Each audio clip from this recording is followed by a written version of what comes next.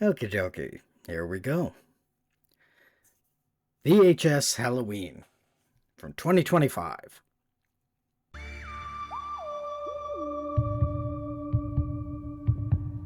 This is a series of 6 new found footage segments in the storied horror anthology series. I'll be reviewing each of them separately, and then giving an altogether score for the entire anthology. Diet Phantasma, directed by Brian F. Ferguson. This year's wraparound segment revolves around focus grouping a new cola, circa 1982. Needless to say, the cola kills! Between each segment, we see a subject or subjects test different formulations of the soda with wildly disgusting results, while the corporate heads watch from an observation booth. The question is, even if they get the formulation right, should it even be sold? The secret ingredient is ghosts. No, really, that's the point. The Diet Phantasma is made with 100% real poltergeists. How they trapped them or made them into a state that could be consumed is never addressed. And the unfortunate drinkers end up possessed at best, blown up, melted, or mutilated at worst. This segment really leans into the corporate capitalist zeitgeist and lacks food safety standards of the 80s with the same verve of films like RoboCop or The Stuff.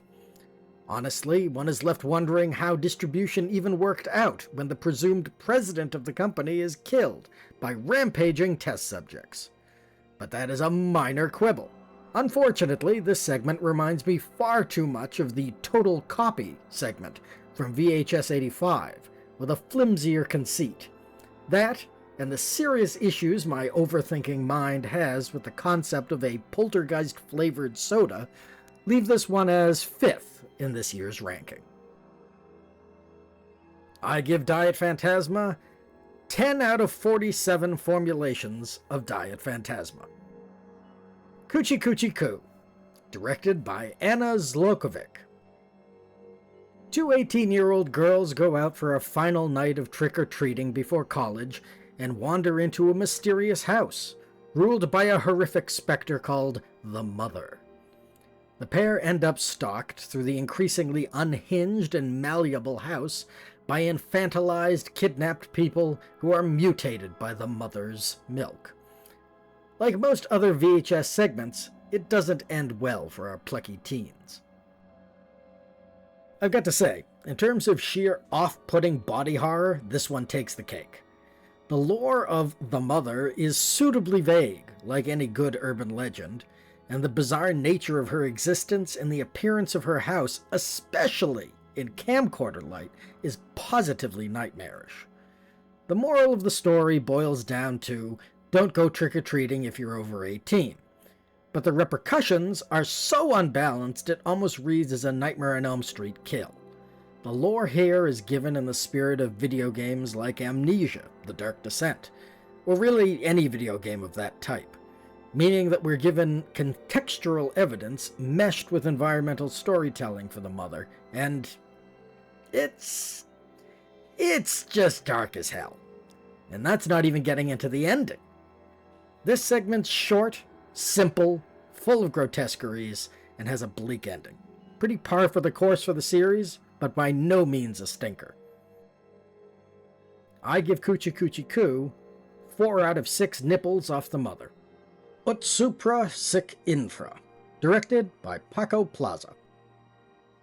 A group of young Madridians break into a supposedly cursed abandoned mansion on Halloween night. All are killed, with all of their bones pulverized and their eyes gouged out, except for one, Enric, whom the police suspect of being the culprit. Turns out that the mansion was the home of a reclusive, disgraced clairvoyant, and the group went there hoping for a spooky experience. Following an inconclusive interrogation, police bring Enric back to the mansion to retrace his steps. This turns out to be a bad idea. Supra Sic Infra translates to, as above, so below.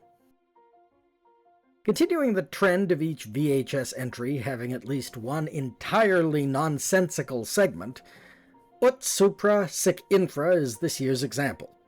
It's effective enough, but totally inexplicable, and not in the Ju-on way. It's very much a we get it kind of story that overstays its welcome. If it has any redeeming quality, beyond its well-done gore, it's that it's short. I give Ut Supra Sic Infra 1 out of 14 regurgitated eyeballs. Fun Size, directed by Casper Kelly. A group of adult friends ditch a party for trick-or-treating and find a mysterious bowl of odd candy with a sign reading 1 per person. When one of them takes more than 1 piece of this strange candy, they all find themselves in a nightmarish candy factory world stalked by a malicious creature called Fun Size. Or so we're led to believe, since it helpfully says its name at virtually every opportunity. The candy bars are made from people! This segment is a fun slice of absurd gore with just the right tone of candy-coated terror. It succeeds in crafting a nightmarish situation with a seemingly ridiculous antagonist in much the same way the first Terrifier attempted to do, but succeeds because it doesn't take itself too seriously and doesn't wallow in the victim's pain and suffering much. The kills are cartoonish like a good episode of Tom and Jerry, or Itchy and Scratchy, with excellent gore, and, like Coochie Coochie Coo, it has a simple moral ruthlessly enforced. It's a brutal and effective short that ends just as bleakly as the others, but just has so much fun doing it, you'd be forgiven for smiling as it ends. Easily my favorite of the lot. I give Fun Size a big bowl of Fligs and Splips, Snippers, Round Crunch, and, Larry Find, and Fernet Nurse Keeps It Pop Pop Menmay bars. Kidprint, directed by Alex Ross Perry. Kidprints are essentially videos of at-risk children and teens used in case they go missing or are presumed abducted. The kids, and some older teens, state their names in front of a Kidprint's background with a height approximator and say something about themselves, favorite color, food, etc.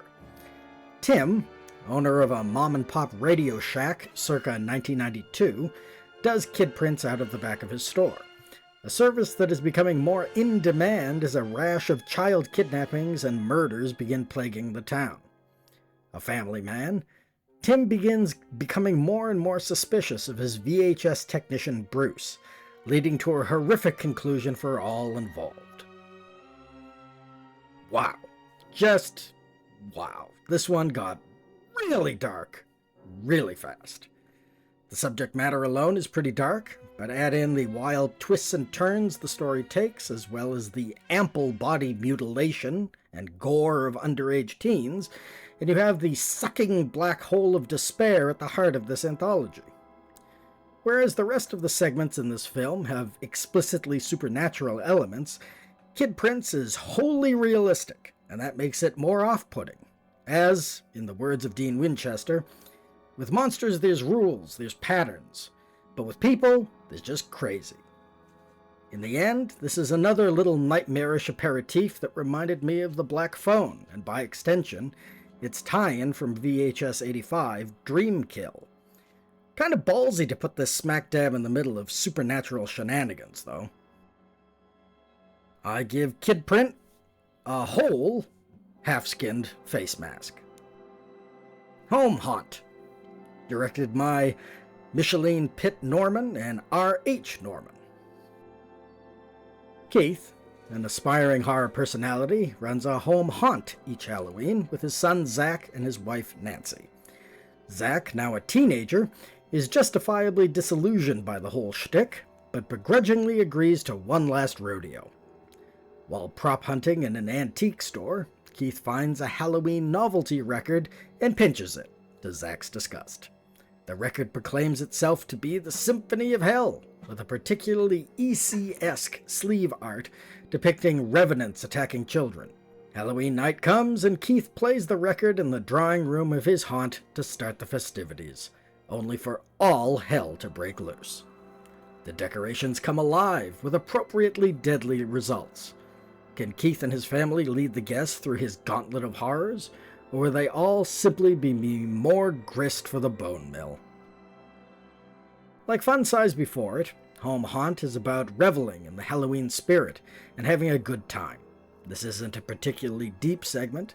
It doesn't have any serious moral to the story beyond shoplifting is bad, but it packs a lot of gore gags into its short runtime with surprising child deaths, a witch's broom POV, and surprise cameo by the great Rick Baker.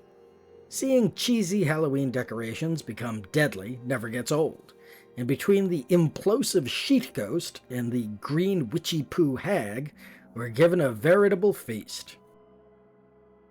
I give Home Haunt all the Dr. Mortis flyers in the world!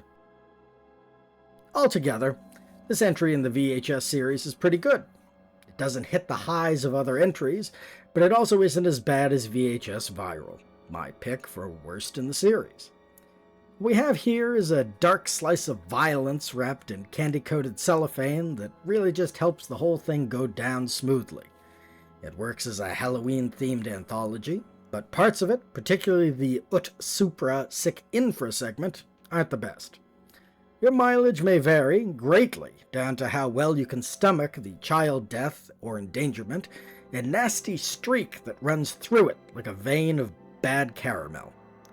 After Viral, I thought the series was done for, and in my defense, anthologies typically run on the theory of diminishing returns, but damn it if the series didn't bounce back with the excellent VHS 94 of Hale Ratma fame.